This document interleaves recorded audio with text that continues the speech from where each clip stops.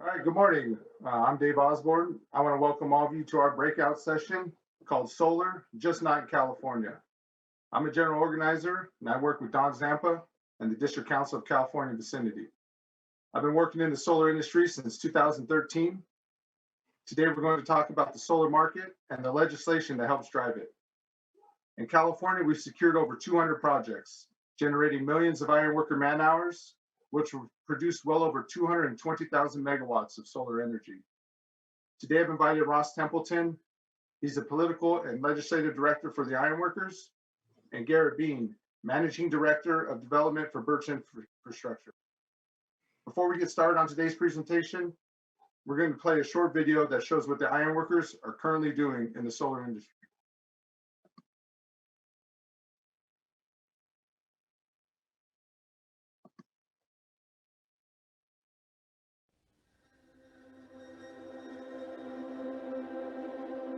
We're in the desert. The sun's beating down 105 degrees. We're in our playground. It's like a factory line. You got one crew coming in doing this aspect of it. Then you got another crew coming in putting the panels. You have another crew coming in doing the wiring. The pile drivers drive the piles. The ironworkers come along and shake out the material. We're covered up, it's windy. We're a well-oiled machine. The whole world slows down and you just take it all in.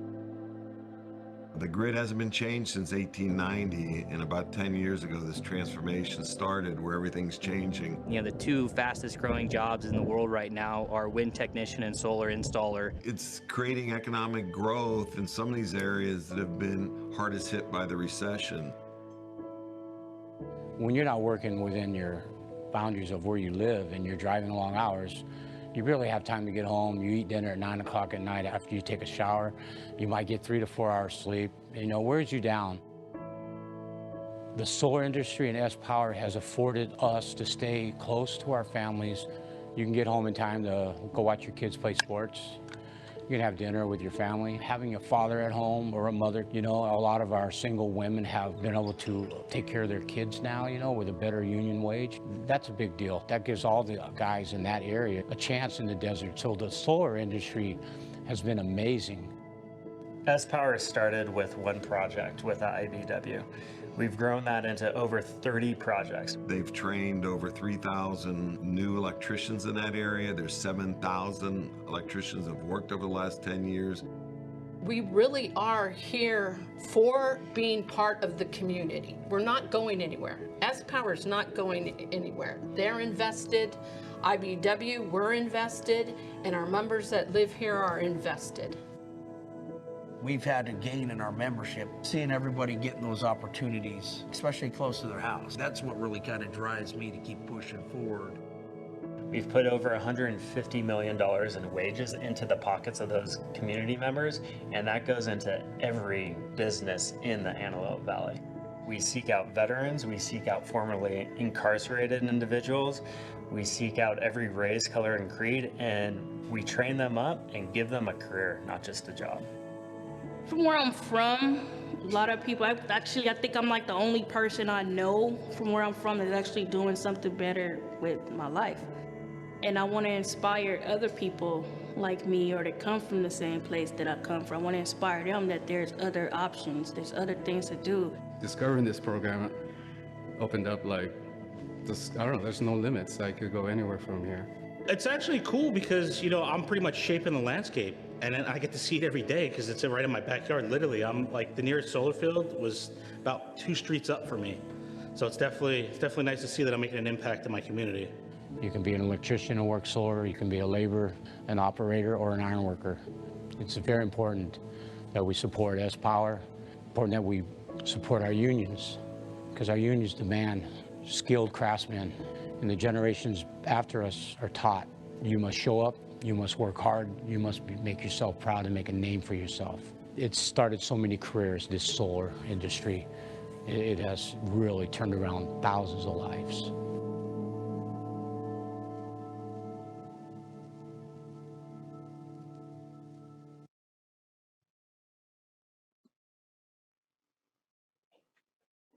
So over the last decade, the solar market in the United States has grown at an average rate of 50% each year. California has the largest solar market in the US and has been a longtime champion of solar energy. That has created opportunities for both ironworkers and their contractors. So Garrett, what are you seeing in the solar market outside of California, and where is it headed?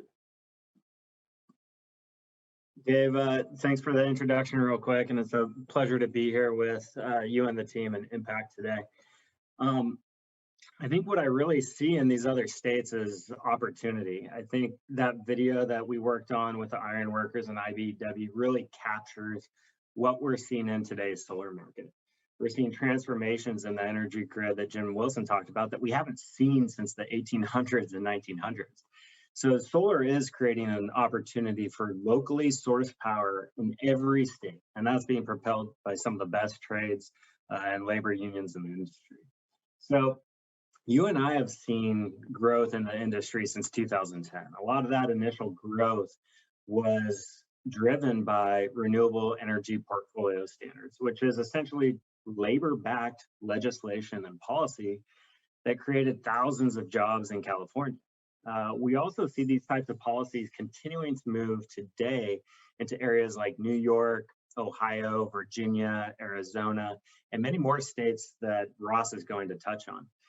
This is really a foundational piece creating momentum for solar industry energy in other states. And I think one of the important things to talk about also is what's driving renewables, but over time, one of the largest drivers in solar growth that we've seen in the industry is this dynamic shift from customers.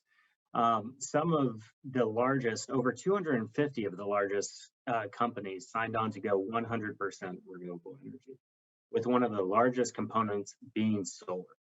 Essentially, what we're seeing in many of these commercial and industrial companies is that they're choosing to use renewable energy, and many of their customers are telling them that they need to take climate change seriously. So this is driving incredible growth across the US. And while we see a customer shift, one of the biggest changes that I personally see driving solar into new states is the cost of power generation. Since 2010, we've seen a decrease in the cost of solar power by over 50%. Where power prices were once, about twice as much as coal back in 2010, it matched the price of coal around 2016 and now is essentially half the price of coal and lower cost than gas and wind in many other parts of the United States. So this drastic reduction was in the cost for energy as a result of technology improvements, trained and efficient construction teams from the iron workers and others, and building out these economies of scale now.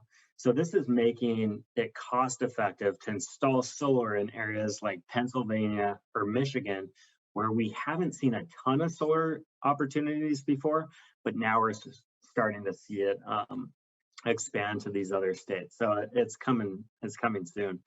And I wanted to just share this graph. Here's a graph that shows the type of power plants by percentage installed across the United States. You can see that solar generation continues to increase its market share.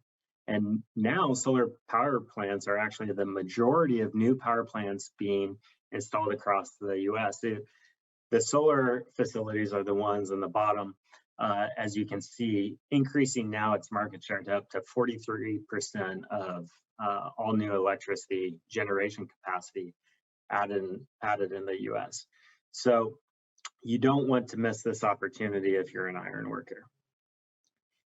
I'll flip over to this next slide real quick too, because it's not just this year. What we're talking about, because of these technological improvements, customer demand and policy, and the low cost of power, solar industry is expected to grow to produce about 25,000 more megawatts each year, enough to power essentially 6 million new homes each year. But just so we're clear, a lot of that growth isn't just coming from California. California has put out a lot in the past, but in future years, it's coming from other states like Virginia, Pennsylvania, Kentucky, Alabama, Michigan, Minnesota, and places through the central and eastern US. I did want to talk about and kind of just bring it down to the nuts and bolts of what I think the iron workers care most about. That means local job opportunities that are going to continue to grow. If you take an area like we developed in Lancaster in California, we built about 30 projects totaling 1,200 megawatts. That was about 3 to 5 years for us. And in all of our projects, we employed over 8,000 union employees. We invested over $1 billion into that small valley, and that meant 150 million in wages to local workers.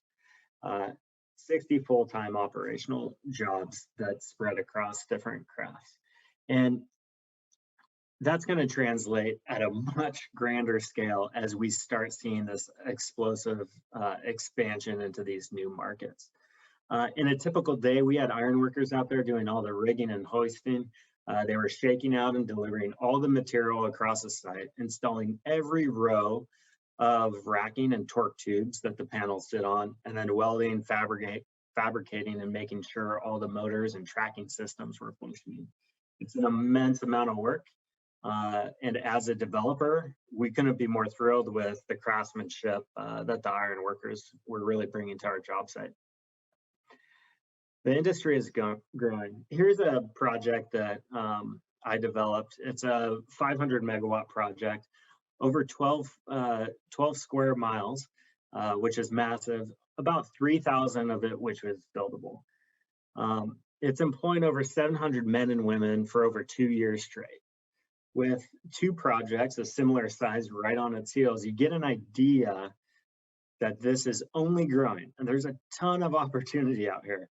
And every row, every motor bracket, everything, every panel of the 1.9 million panels that were delivered to this site, the iron workers had a piece in.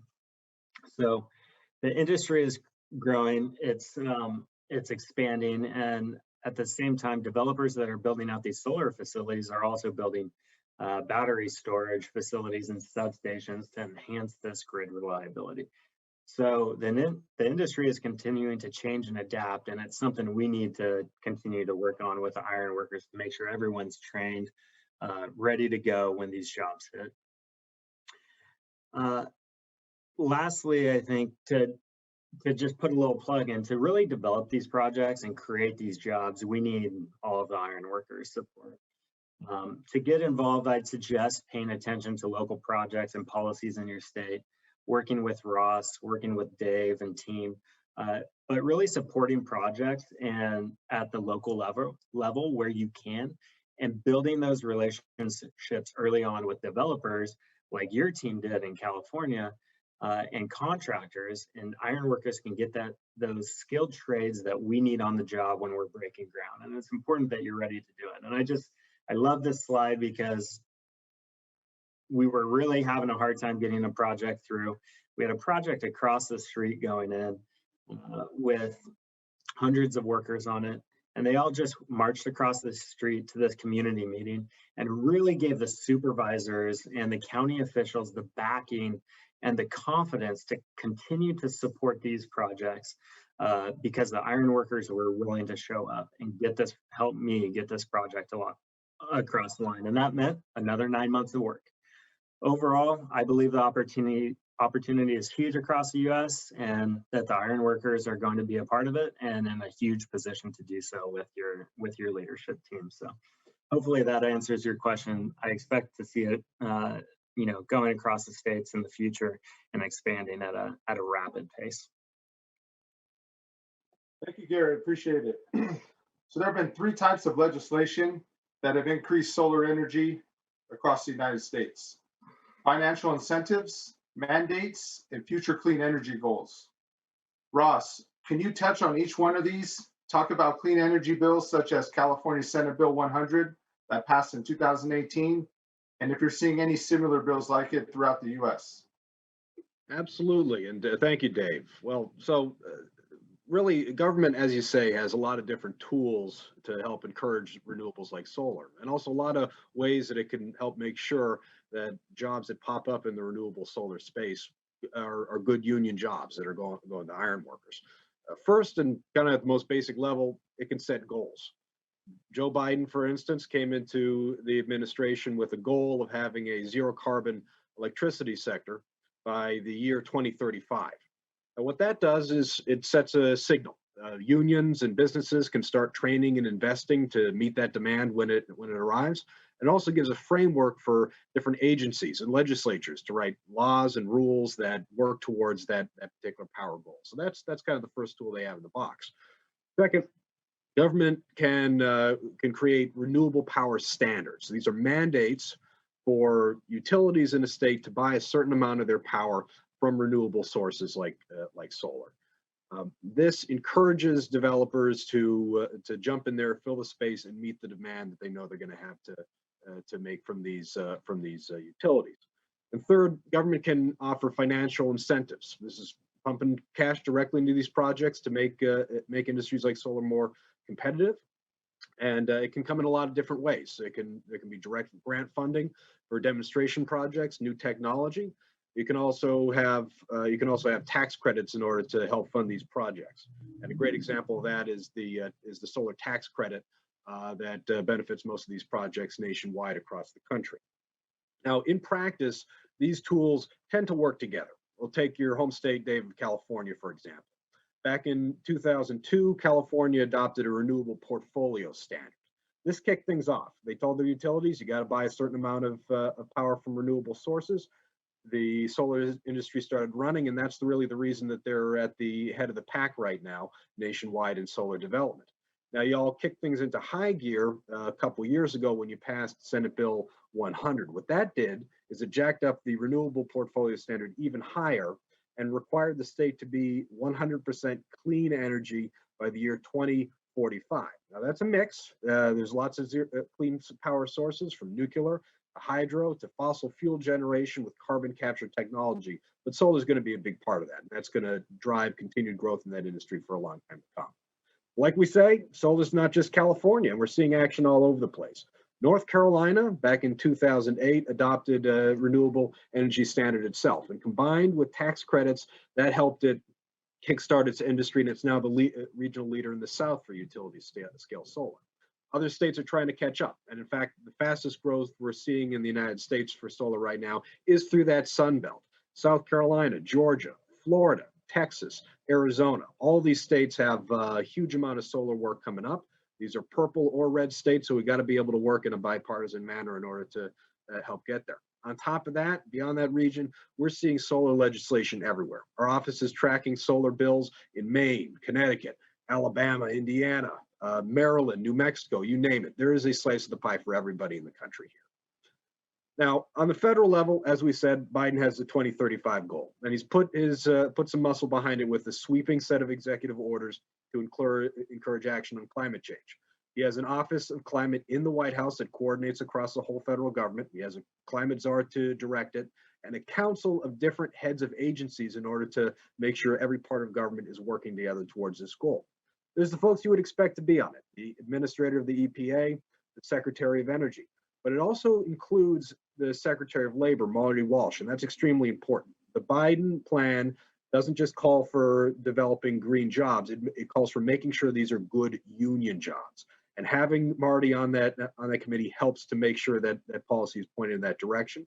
The executive orders also highlight the role of Buy America and Davis-Bacon prevailing wage, pushing agencies to find ways to expand that coverage anywhere that they possibly can.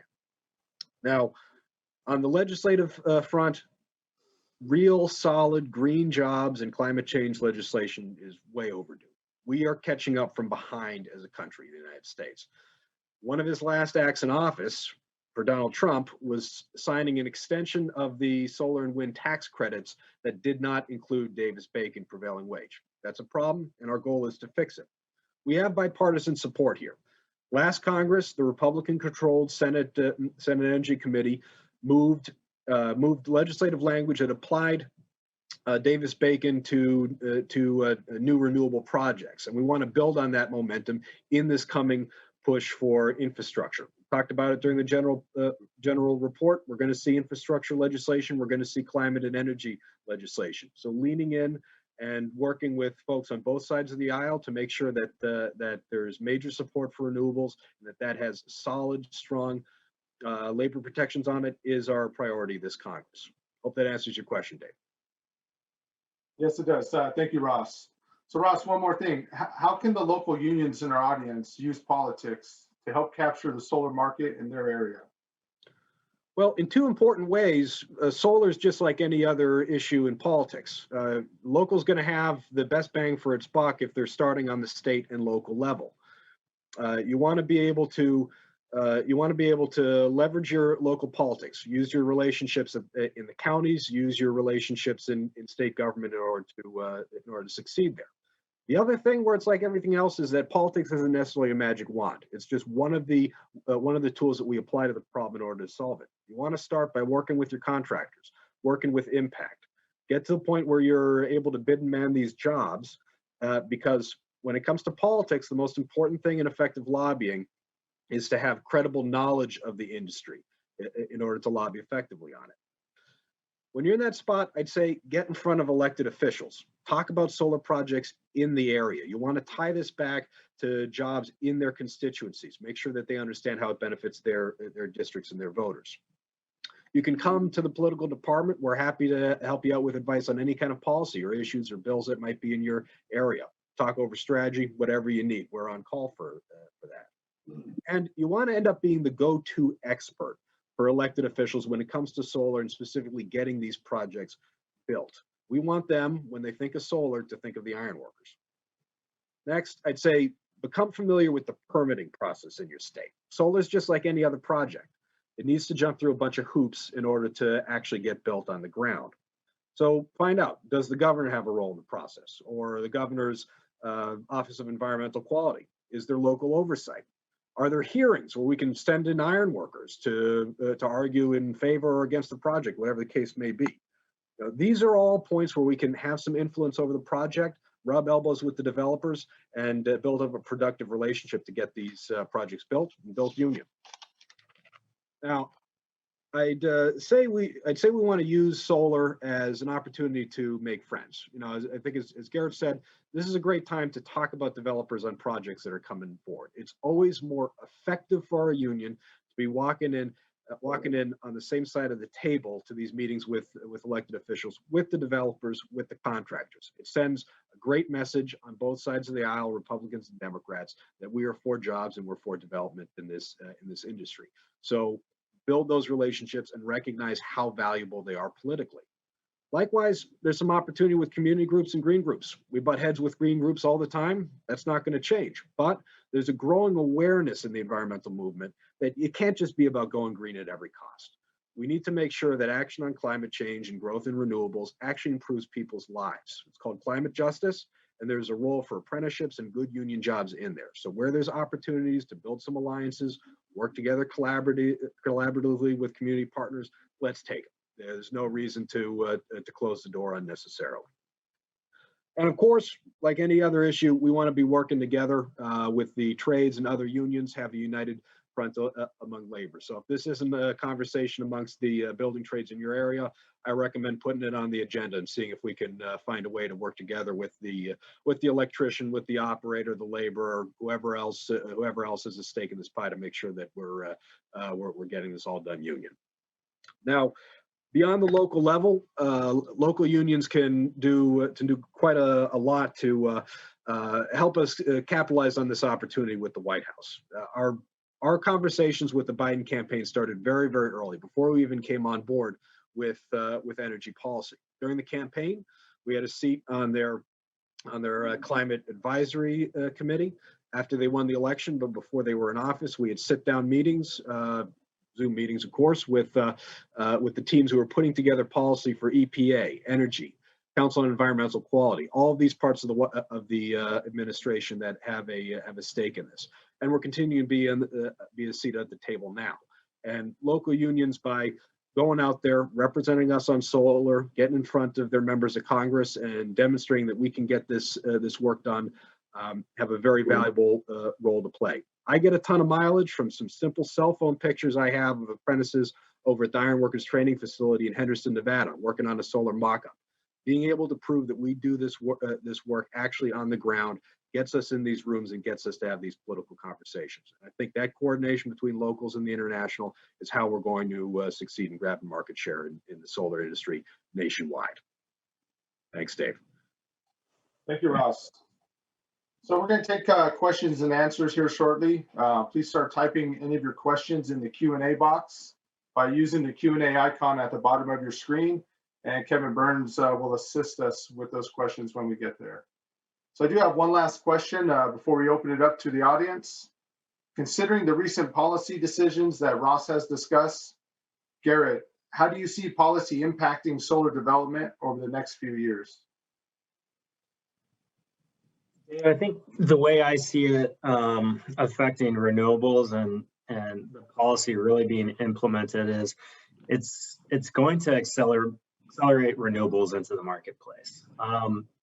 As Ross mentioned, there's a lot of these policies that just bring it into your states a lot faster than it otherwise would have.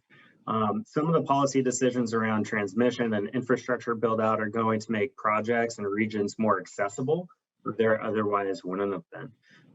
Incentivizing renewable energy development in states that don't have solutions yet is going to again bring solar into the fabric of these communities. And then continuing policy kind of beyond solar, but that also helps provide it kind of a more firmer footing is bringing in some of those incentives for grid storage and other technologies that are going to enhance renewables and make them more reliable for all of our states and our electrical infrastructure. So I really see the policy side as just an accelerant on what's already a growing industry, and it's going to mean more jobs faster. Back to you. Hopefully that answered it. Yeah, so thank you, Garrett.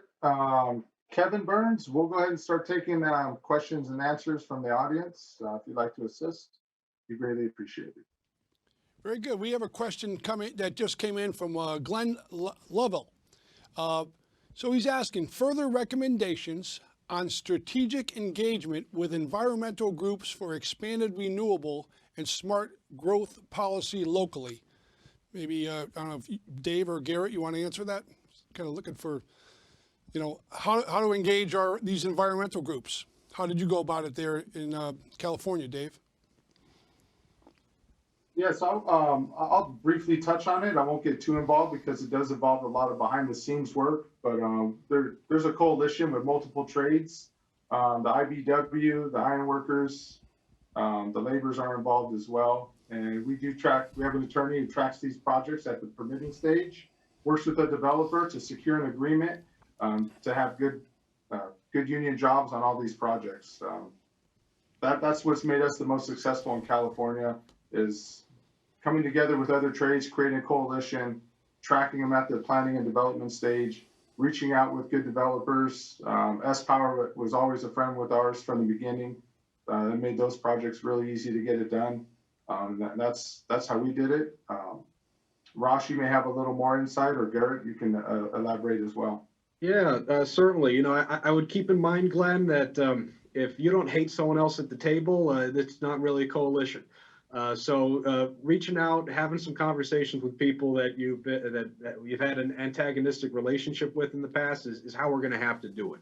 I would say the specific way to work it out is going to depend on the terrain and the local level, the groups that are active for you. So I would encourage you, if you want to talk about your specific situation, you're welcome to give me a call, and we can talk about the groups that would be most valuable for you where you're at in Oakland.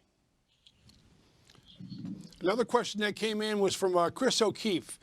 His concern is in asking how our relationship is with the IBW, with the general president from the IBW and General President Dean, and his fear that the IBW might try to infringe on the work we do currently perform in solar. Are they going to try to take more of that market share? Dave, maybe you can expand a little bit on how Robbie Hunter worked it out as far as that in the California District Council, and how you've diversified in making sure that the ironworker has a seat on all these solar panel, or Garrett, how the ironworker always will have a seat in working on all these solar projects. Yeah, Kevin, I'll touch on that first, and then I'll have Garrett follow up with his experience working with the multiple trades. So I know the relationship with different trades varies across the United States and into Canada. We're fortunate to have, I would say, a fairly good relationship with IBEW throughout the state of California. We will, we will have some jurisdictional disputes that come up here and there, but over the majority of the projects, we're able to work through them. So part of that coalition we created, there's a 5-trade agreement that was made. Robbie Hunter with the State Building Trades brought all 5 craftsmen together, and we kind of went over all the scopes of work and assigned which ones made the most sense for the trades and which would make most sense for the developer. If anyone out here would like to see that, I can send them a copy. I'll send them an email of what a 5-trade agreement looks like, how the scope of works is divvied up, and we can give you the man hours, any supporting documentation you need to help put that claim together. It is going to vary state to state. I wouldn't be surprised if IBEW is claiming all this work in other states. We had the laborers claiming all this work here in California. Our biggest threat was probably the non-union. IBEW was getting agreements, just IBEW agreements. They were sticking to their traditional scope of work, and the non-union was kind of running rapid. We were able to join up with IBEW, a couple of the other trades, form the coalition, and at least secure over 200 projects in California alone. That's all done with union iron workers.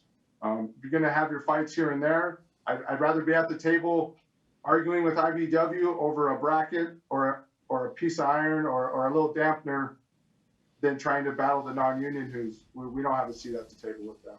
So just do what you can, reach out. And if you need any assistance from me, reach out, send me an email. I'll get you a copy of the agreement, go over the jurisdiction, work assignments, go over pictures. We got videos of all the installation. We have multiple business agents in California that are very familiar with this as well. We have contractors that are very friendly to the iron workers that do travel out of the state, do specifically look for more work out of California. However I can help with that, I'm here. Garrett, would you like to elaborate on your experience with the trades and how it's gone on your projects? Yeah, I'd say Dave and Chris, that's a great question. I think one of the most important things is reaching out to the developers and making sure that we know about you and your skilled trades that are in the area that are going to be able to support us. We help as a developer bring all those people and bring them in and get them a seat at the table. So while there were, it eventually migrated to kind of a 5-trade agreement that Robbie Hunter helped negotiate with quite a few folks in California. I've done agreements with iron workers and IBEW alone. So I think it's making sure you're in there first, making sure you're having discussions with them and planning in advance. So it's not something that just comes up at the end and something that we can work through over time. Good answer. Thank you. I think Ross touched on it earlier about going into the Nevada Training Center where they had actual apprentices working on some of these, parts and material that components of our solar plant. So I think getting out of it ahead of time and making sure through Lee Worley and our training, National Training Fund, that we make sure that every local is aware of the training that's involved. If we have the skills to do it, going to the table with that knowledge always helps getting on the job. And again, developing relationships with those developers through lobbyists and your building trades is instrumental in getting on this work. One of the other questions was, I know some of the shows that you already showed it. Somebody had a question on what a solar panel project looks like. Well, obviously it's all the solar projects, but maybe touch on where does it ends up taking, where does that energy, how is it stored and transformed to the customers that use it? Yeah, I can try and take that one, Garrett here. Essentially what happens with a solar plant, it's pretty similar to the other power plants that are out there. Once it goes into the grid, it's going into that local community and the surrounding area. So it's on the transmission lines. But what a solar facility really looks like is it's essentially the same panels that you see on the top of houses as you're driving throughout your local towns. And what those facilities are, or what we do is we essentially take that very same panel, but we're just putting it on a racking system. So it's about 4 feet in height. It's on a long row and it rotates back and forth, tracking the sun throughout the day. there's a fourth question, but I can't see it. Pretty simple process, but a ton of work, and they could be anywhere from, hundreds of acres to thousands of acres. And that's really what we're seeing is the transition to thousands of acres. So these kind of mega plants. And then a lot of the time we're seeing battery storage and other systems like that being implemented to help with that reliability, store some of that solar energy so it can be put into the grid later when it needs to be used. So I see there's a fourth question up here, but I don't see it where I can read it. I'm not sure if we can get some help here with the video crew. Hey, Kevin, I was able to pull it up on my screen. Okay. It's from Brent Wilson. He's asking if we can get a copy of the solar agreement. He's got his email listed. Brent, I'll get you one.